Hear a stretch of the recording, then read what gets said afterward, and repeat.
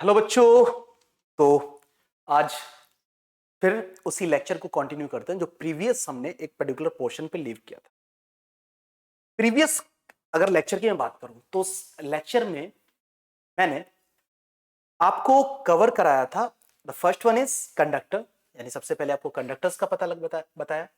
उसके बाद मैंने आपको बताया उसी में एक टॉपिक था चार्ज। चार्ज के बारे में भी मैंने छोटी मोटी बातें आपको बताई, जैसे चार्जिंग कॉन्सेप्ट को भी मैंने बताया कि किसी बॉडी को आप चार्ज्ड कब कहेंगे। कोई कंडक्टर है तो कंडक्टर को आप चार्ज नहीं कहेंगे, भले ही उसमें फ्री इलेक्ट्रॉन है। फ्री इलेक्ट्रॉन का मतलब कभी भी एक्सेस इलेक्ट्रॉन नहीं होता। एक न्यूक्लियस में, एक एटम में जितने इलेक्ट्रॉन होते हैं उतने ही प्रोटॉन होते हैं। तो आपको पता है प्रोटॉन न्यूक्लियस के साथ बंधे हुए हैं। भले ही आउटर मोस्ट शेल में 3 इलेक्ट्रॉन है, 2 इलेक्ट्रॉन उन्होंने क्लास को लीव कर दिया, लेकिन कंबाइंडली आप अभी देखेंगे तो चार्ज अभी भी जीरो ही है। तो इसी वजह से हम ये कहते हैं कि कंडक्टर पे जो चार्ज होता है वो जीरो होता है। उसके बाद आपको मैंने बताया कि यार चार्ज के बाद अगर वो चार्ज एक पर्टिकुलर डायरेक्शन में कंडक्टर से फ्लो करने लग जाता है तो उसी बहाव को या फिर उसी फ्लो को आप इलेक्ट्रिक करंट कहते हैं, है ना। इलेक्ट्रिक करंट कहते हैं। ये मैंने जानकारी आपको प्रीवियस लेक्चर में दे दी है। आप प्रीवियस लेक्चर जरूर देखें इस लेक्चर को देखने के लिए, क्योंकि इंटररिलेटेड लेक्चर्स हैं कंप्लीटली। ठीक है। सो वहां पे मैंने इलेक्ट्रिक पोटेंशियल वर्ड को भी डिफाइन किया था। मैं उस वर्ड को ही उठा के आगे आपको इस टॉपिक में लेके चलूंगा। ठीक है। तो अगर मैं प्रीवियस लेक्चर्स की बात करूं तो मैंने कंडक्टर्स, करंट, इलेक्ट्रिक करंट और ओम्स लॉ की बात करने की का ट्राई किया था। उसके बाद मैंने कुछ लेक्चर्स में कवर किए थे टॉपिक, आपको ये नोट्स भी मिल जाएंगे। ठीक है। ये टॉपिक कंप्लीट किए थे। हम पोटेंशियल डिफरेंस के लिए लेके डिस्कशन कर रहे थे। और पोटेंशियल डिफरेंस को मैंने कैसे डिफाइन किया था, मैंने कहा था कि अगर कोई कंडक्टर है, देखो ध्यान से देखे, कोशिश करना इसको समझने की। मैं दोबारा से इस बात को बताता हूं क्योंकि ये बहुत इंपॉर्टेंट बात है। अगर मेरे पास कोई कंडक्टर है, ये मेरे पास एक कंडक्टर है, ये मेरे पास एक कंडक्टर, ठीक है, ये मेरे पास एक कंडक्टर, इसका ये एंड है ए। यहां पे आप एक रीजन और मान लो, ये इस पॉइंट, इस एंड को बी मान लो और इस एंड को सी मान लो। A B C 3 and. और आपने इसके क्रॉस एक बैटरी लगा दी। क्या लगा दी बेटा? बैटरी लगा दी। तो बैटरी बेसिकली करती क्या है? पोटेंशियल डिफरेंस मेंटेन करती है। क्या करती है बेटा? पोटेंशियल डिफरेंस मेंटेन करती है at the end of conductor. या फिर आप ये कह सकते हो कि चार्ज को एक एंड से दूसरे एंड ले जाने में हेल्प करती है। यानी चार्जेस को एक एंड से दूसरे एंड ले जाने में हेल्प करती है। बेसिकली चार्ज को एक जगह से दूसरी जगह ले जाने में के लिए वर्क करती है। लेकिन यहां पे उसे वर्क ना कह के पोटेंशियल से डिफाइन किया गया। कैसे बताया गया था कि अगर आपको पता है इस बैटरी के इस टर्मिनल की बात की जाए तो इस टर्मिनल का पोटेंशियल कितना मान लेते हैं? VA है। और इस टर्मिनल का पोटेंशियल VB है। तो होगा क्या कि यहां पे इस एंड का भी पोटेंशियल कितना होगा? VA। और इस एंड का पोटेंशियल कितना होगा? VB होगा। ठीक है, clear? So what do you mean by potential difference? Potential difference means work done to move a unit charge from this position to this position or this position to this position. ये battery जो काम कर रही है charges को यहां से यहां या फिर यहां से यहां ले जाने में, उसी को आप इलेक्ट्रिक पोटेंशियल डिफरेंस कह देते हैं।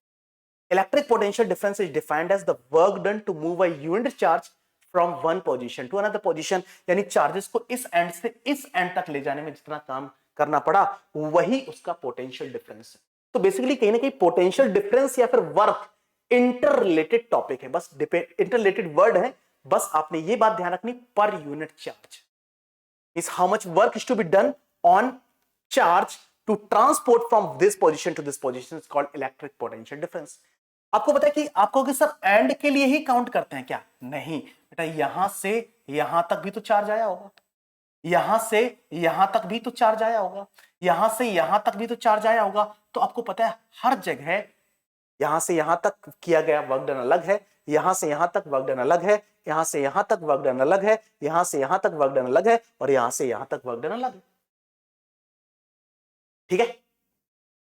तो अगर मैं आपसे पूछूं मुझे सी और बी और सी के बीच पोटेंशियल डिफरेंस के बारे में डेफिनेशन लेनी, तो work done to move unit charge from C position to D B position is called electric potential difference between two ends B and C. And how much work is to be done on this? तो work done from this position to this position. ठीक है, तो आपको पता है कि मैं यहां पे वर्क डन को कहीं ना कहीं पोटेंशियल डिफरेंस से रिलेट करने की कोशिश कर रहा हूं. बेसिकली वर्क डन ही पोटेंशियल डिफरेंस. तो मुझे एक बात बताओ, what is the meaning of VA minus VB? The work done to move unit charge from this position to this position. What is the meaning of VB and VC? The work done to move unit charge from one position, work done to move a unit charge from this position to this position is called electric potential difference at this end. ठीक है, okay, clear है ना? तो potential difference word को आप exactly समझने की कोशिश करें बेटा. अगर आप पोटेंशियल डिफरेंस समझेंगे तभी ये बात समझ आएगी. वर्क पोटेंशियल डिफरेंस का मतलब आप यही मान के चलें कि यार this is the work done. ठीक है, आप कहोगे सर यहां और यहां पे भी पोटेंशियल में डिफरेंस है. मैं कहूंगा यस है. यहां पे पोटेंशियल अगर वीसी है तो पोटेंशियल डिफरेंस क्या होगा? वीसी माइनस ऑफ वीबी. तो इन दो एंड्स के बीच में वीसी माइनस वीबी, इन दोनों एंड के बीच में वीए माइनस वीसी, इन दोनों एंड के बीच में वीए minus of VB VC.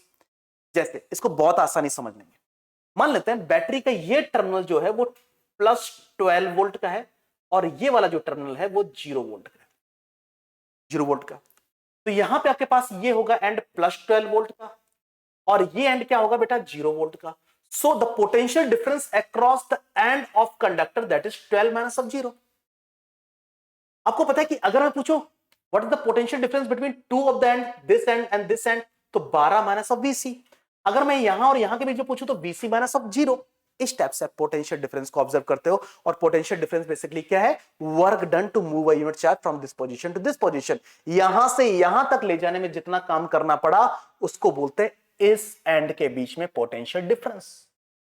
Charge को यहां से यहां तक ले जाने में जितना काम करना पड़ा उसे कहते हैं इन दोनों एंड्स के बीच में पोटेंशियल डिफरेंस. ये मेंटेन कौन करता है? बैटरी करती है. बेसिकली पोटेंशियल डिफरेंस मेंटेन करने का मतलब है वर्क डन करना. किसको? चार्ज को एक जगह से दूसरी जगह ले जाने के लिए. तो पोटेंशियल डिफरेंस का मतलब आप समझने की कोशिश करो. ठीक है, क्लियर है? तो और आपको यह बात बहुत अच्छे से पता होगी, पोटेंशियल डिफरेंस होगा तो चार्ज एक जगह से दूसरी जगह जाने लग जाएंगे या फिर बैटरी उन पे काम करके उसे एक जगह से दूसरी जगह लेके जाती है. तो मुझे बताओ पोटेंशियल डिफरेंस मेंटेन होने से क्या इसके अंदर जो इलेक्ट्रॉन्स होंगे वो एक जगह से दूसरी जगह जाने लग जाएंगे? यस, जाने लग जाएंगे. अब इलेक्ट्रॉन जो होते हैं वो निगेटिवली चार्ज होते हैं, इस वजह से वो हमेशा lower potential to higher potential. ये एंड लोअर पोटेंशियल पे, ये है एंड है हायर पोटेंशियल पे. तो इलेक्ट्रॉन हमेशा lower potential to higher potential move करते हैं. इसी वजह से इलेक्ट्रिसिटी को हमें अपोजिट यानी higher potential to lower potential define करते हैं. अगर इसके अंदर पॉजिटिव चार्ज मूवेबल होते तो वो higher potential to lower potential move करते हैं. ठीक है, क्लियर है? So what do you mean by potential difference? The work done to move a unit charge from this position to this position और this position to this position. Clear है? Clear है बेटा? तो पोटेंशियल डिफरेंस का पता आपको चल गया. अच्छा एक बात बताओ, जितना ज्यादा पोटेंशियल डिफरेंस होगा उतना ज्यादा काम किया जा सकता है चार्ज को एक जगह से दूसरी जगह ले जाने में. तो इसी बात को ओम्स ने पिक कर लिया, उठा लिया. ठीक है, पिक कर लिया. कैसे उठाया देखते हैं. ओम्स ने क्या कहा? The potential difference across the end of conductor. Potential difference को आप VA माइनस VB या फिर आप सिंपली V भी लिख सकते हैं, तो इससे आपको कंफ्यूजन नहीं होना चाहिए. V is directly proportional to I, है ना? V is directly proportional to I, यानी जितना ज्यादा वर्क किया जाएगा उतना ज्यादा विद्युत धारा होगा यानी उतना ज्यादा इलेक्ट्रिक करंट होगा.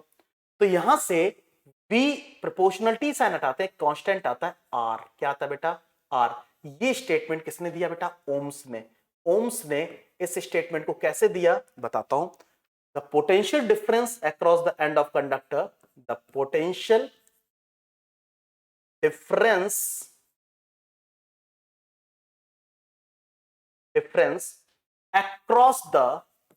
across the end of conductor and of conductor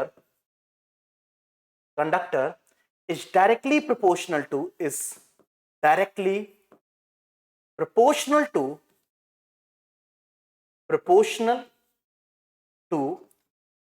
current flowing in it, current flowing in it. ये स्टेटमेंट था किसका? Ohm's statement. ये ओम्स स्टेटमेंट था। ये बैटरी है, इसका इस टर्मिनल का पोटेंशियल VA है और इस टर्मिनल का पोटेंशियल VB है।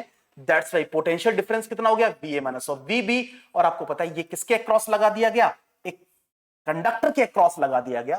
तो आपको पता है ये पोटेंशियल डिफरेंस मेंटेन किया इसके अक्रॉस, जिससे क्या होगा? इलेक्ट्रिक करंट फ्लो करने लग जाएगा।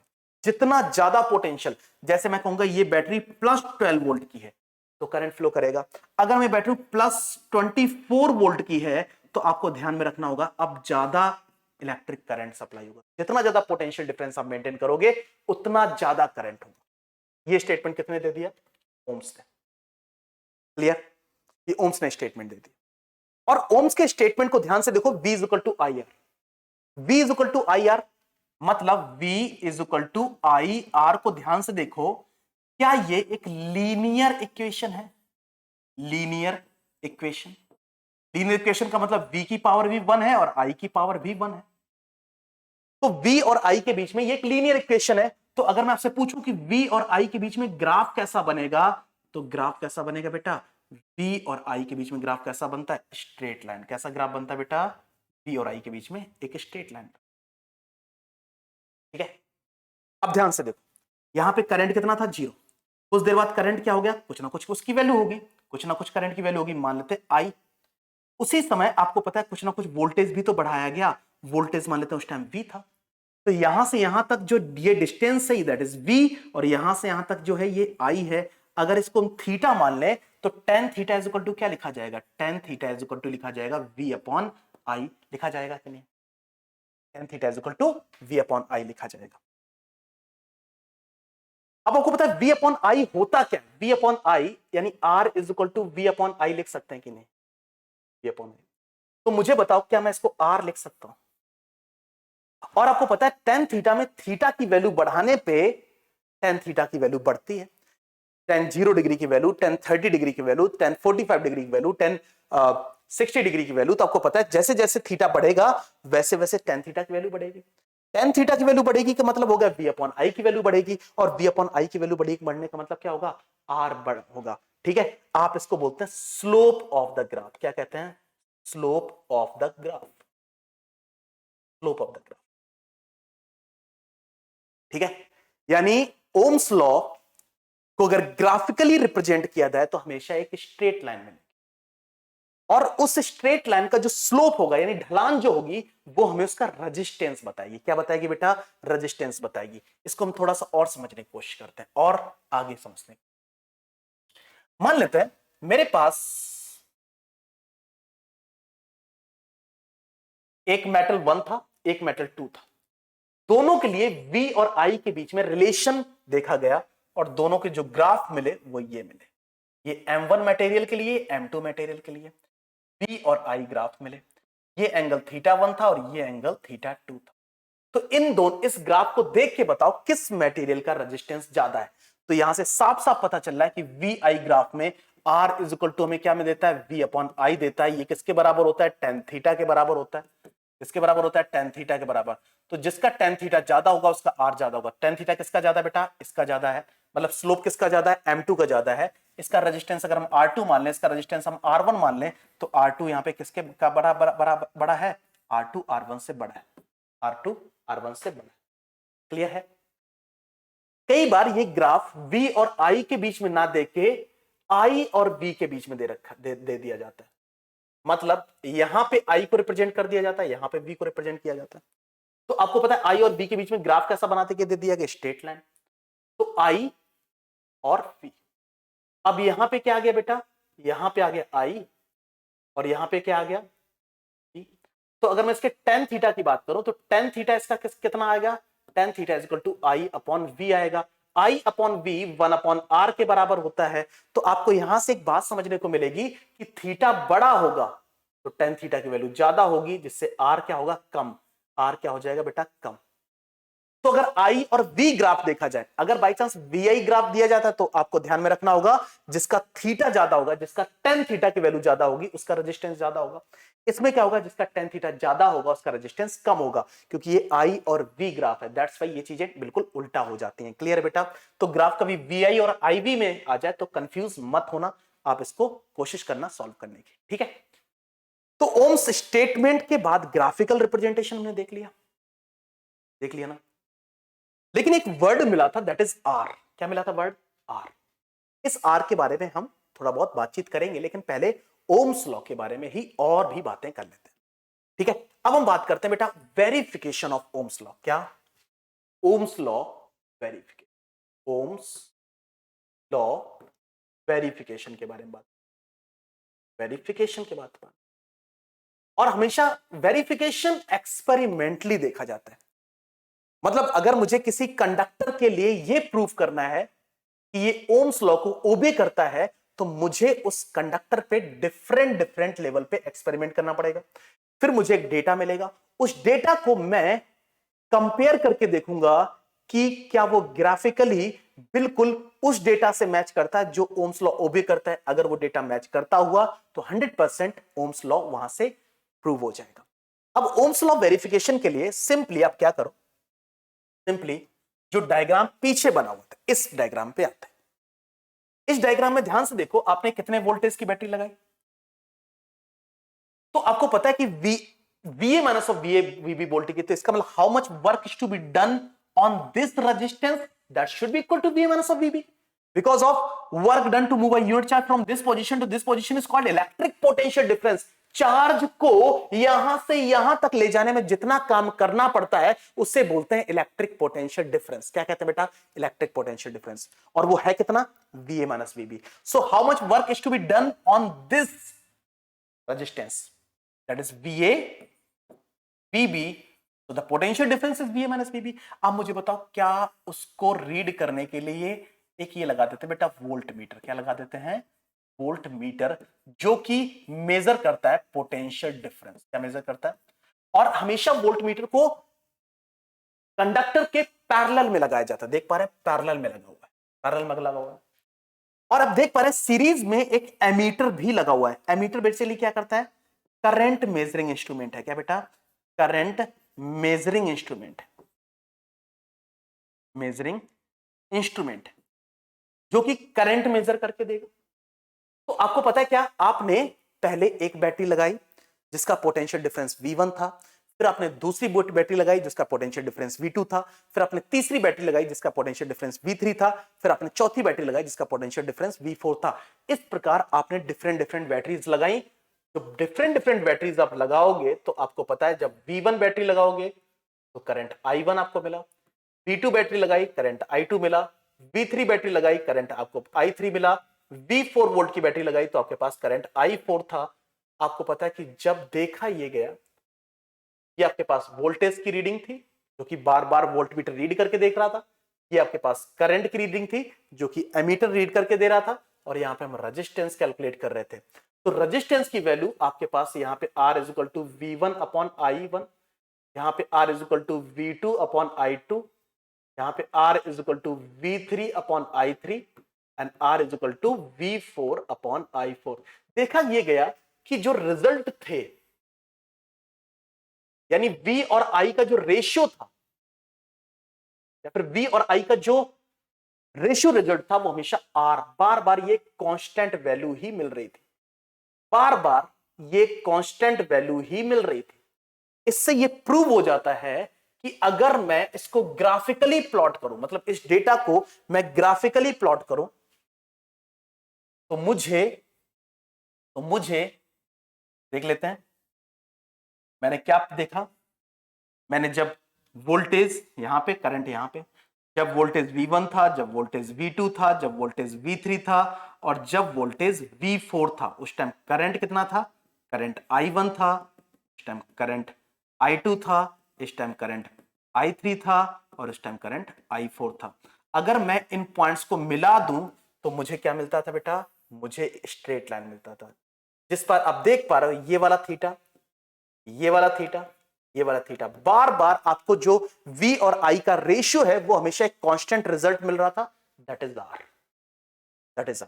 तो इसका मतलब ये तय हो गया कि अगर इस प्रकार का एक ग्राफ प्लॉट हो जाता है, यानी आपने एक्सपेरिमेंट किया और एक्सपेरिमेंट करने के बाद जो रिजल्ट आए उस रिजल्ट को आपने प्लॉट किया और प्लॉट करने पर अगर आपको स्ट्रेट लाइन मिल जाता है, इसका मतलब ये हुआ कि ये जो कंडक्टर है, ये जो कंडक्टर है वो ओम्स लॉ ओबे कर रहा है। यहां से ओम्स लॉ वेरीफाई हो जाता है। वैसे ये लैब में परफॉर्म किया जाता है, बट हम यहां पे इसको कुछ इस टाइप से ही मान के रिप्रेजेंट कर लेते हैं। ओम्स लॉ वेरिफिकेशन का मतलब यह है कि आपने मल्टीपल ऑफ टाइम रीडिंग ली और रीडिंग करने के बाद उस डेटा को जब ग्राफ में प्लॉट करके देखा, वो ग्राफ प्लॉट आपको स्ट्रेट लाइन मिल रहा था। अगर वो ग्राफ प्लॉट स्ट्रेट लाइन मिल रहा था, इसका मतलब ओम्स लॉ वेरीफाइड है और ये जो कंडक्टर यहां पे लगा हुआ है वो ओम के नियम का पालन कर रहा है और आर की वैल्यू जो है इसकी वो निश्चित है, नियत है, और ये बात प्रूव होके भी आ रही है। देखो ध्यान से, आपको अगर सर ये तो आपने अपने मन से मान लिया, बेटा मेरे पास यहां पे इंस्ट्रूमेंट तो है नहीं तो मुझे मान लिया लेना पड़ेगा for the Ohm's law verification. Is this okay और नॉट क्लियर? लेकिन ओम्स लॉ करते करते एक वर्ड और आ गया आपके बात जाए, और वो वर्ड क्या था? That is called resistance. क्या कहते हैं बेटा उसको आप?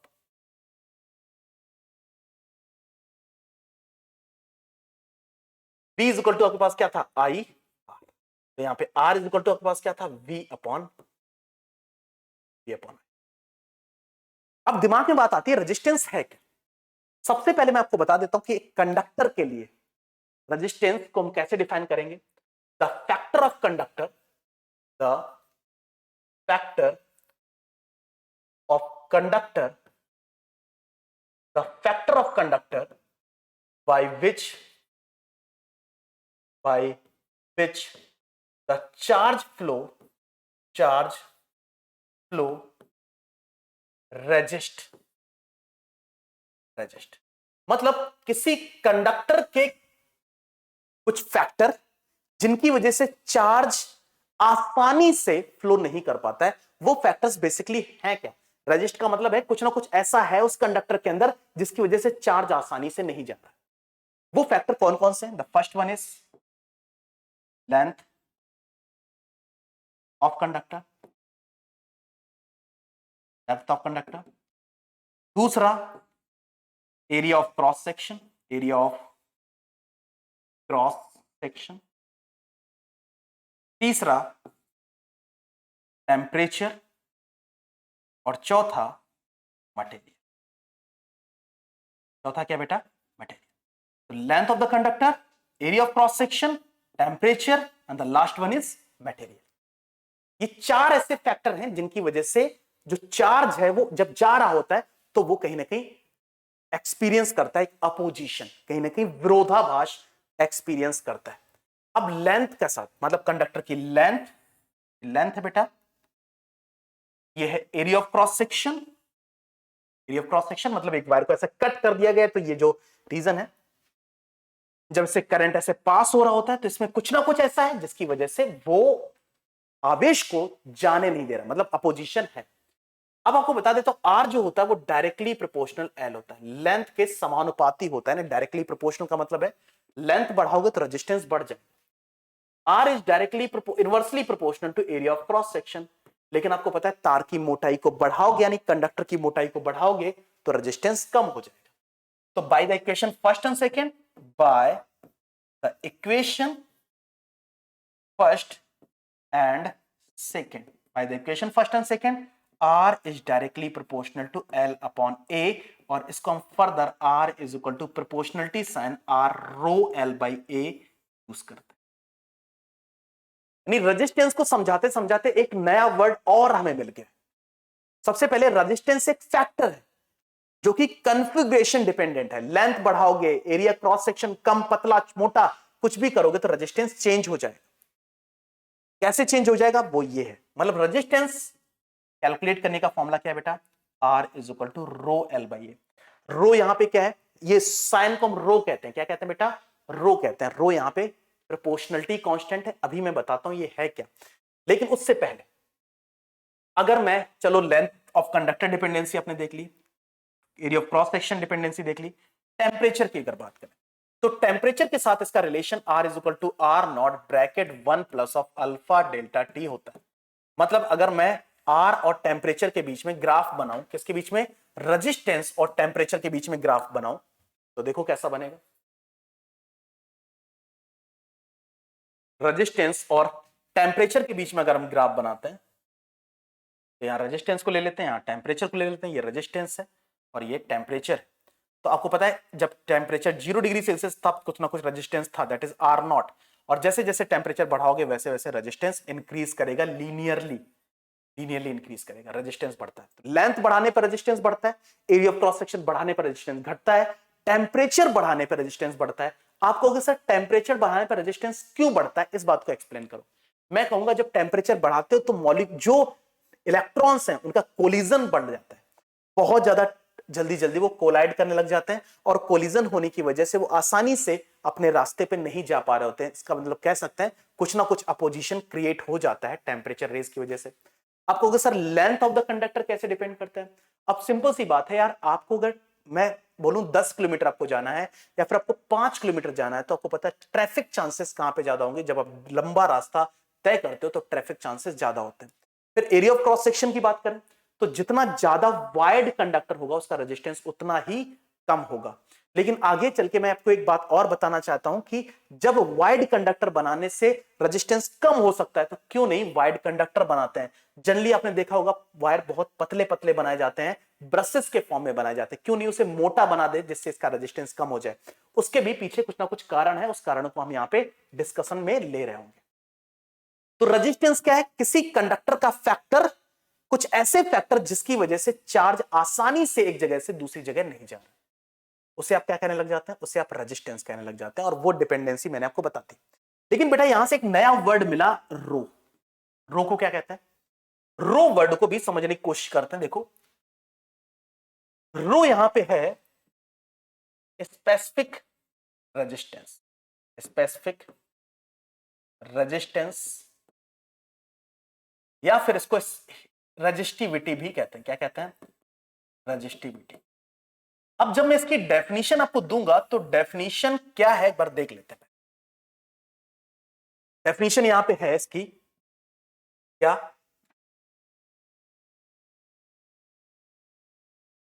देख लेते हैं इसकी डेफिनेशन क्या है। अगर इसकी डेफिनेशन में लिखूं तो डेफिनेशन क्या होगी, the property of conductor, the property of conductor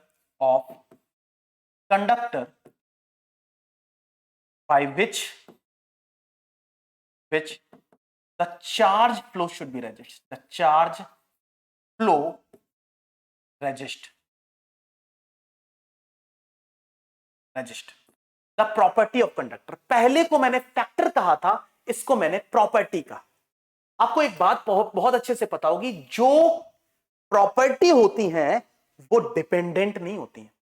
अगर आप कॉन्फ़िगरेशन ऑफ कंडक्टर चेंज करोगे, लंबाई बढ़ाओगे, एरिया ऑफ क्रॉस सेक्शन बढ़ाओगे, टेम्परेचर घटाओगे या बढ़ाओगे, तो रजिस्टिविटी पे कोई फर्क नहीं पड़ना चाहिए, क्योंकि ये प्रॉपर्टी है। जैसे मैं आपसे बोलूं कि मुझे क्रिकेट खेलना आता है, तो मुझे बताओ जो बाहरी कारक हैं क्या उनकी वजह से मैं क्रिकेट खेलना बंद कर सकता हूं, या फिर क्या मेरी क्रिकेट की जो प्रॉपर्टी वो खत्म हो सकती है। बाहरी कारकों की वजह से, जैसे मेरे दोस्त को क्रिकेट खेलना नहीं आता, तो क्या उसकी वजह से मैं क्रिकेट खेलना भूल जाऊंगा। मतलब कारक नहीं है वो, डिपेंडेंट। प्रॉपर्टी फंडामेंटल होती है और वो आपके साथ एसोसिएटेड होती है। तो आपको पता है कि रेजिस्टिविटी बेसिकली क्या है, that is the property. Resistance क्या है, फैक्टर जो कि डिपेंड कर रहा है। दोनों की बातें एक ही है, लेकिन ये चीज है निश्चित और वो चीज है अनिश्चित। ये चीज अगर हम देखें तो ये किस पे डिपेंड करती है, एक तो मटेरियल पे, ये मटेरियल डिपेंडेंट है,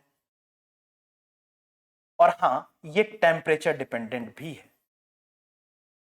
आप कहोगे अभी सर आप बोल रहे थे कि टेम्परेचर पे डिपेंड नहीं करना चाहिए। मैं आपको कहूंगा बेटा टेम्परेचर चेंज होने से मटेरियल बेसिकली फंडामेंटल कैरेक्टरिस्टिक को लीव कर देता है। एक्चुअली होता क्या है, जैसे मान लेते हैं आयरन को गर्म करेंगे तो आपको पता है वो मटेरियल नहीं बना रहेगा जो पहले था। हो सकता है मॉलिक्यूल्स दूर दूर हो जाए, टेम्परेचर घटाओ तो मॉलिक्यूल नजदीक आ जाए।